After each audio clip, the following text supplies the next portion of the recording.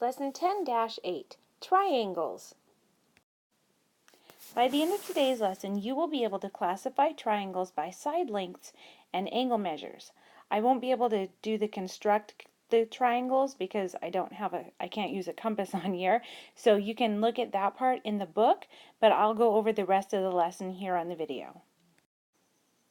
You'll want to make sure that you have all these definitions and examples written down in your notes so you can refer to them throughout today's lesson.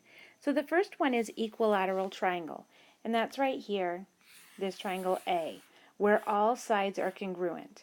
Now take a look at these little tick marks on here.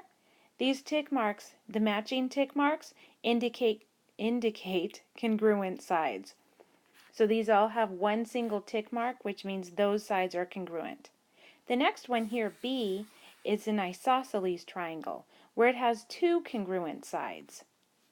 And the last one, C, is a scalene triangle, where none of the sides are congruent. They're all different lengths.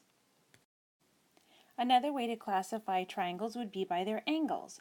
So here we have an acute triangle. Here, D, this is an acute triangle. It has three acute angles. Each of these angles is acute. They're less than 90 degrees. Our next triangle here, E, this is an obtuse angle. It has one obtuse angle. Right here, it's greater than 90 degrees. And our last one is a right triangle. F shows a right triangle. It has one right angle. Remember that little the square in the corner here indicates that it's a right angle. Lastly, triangles can be classified using both their sides and their angles.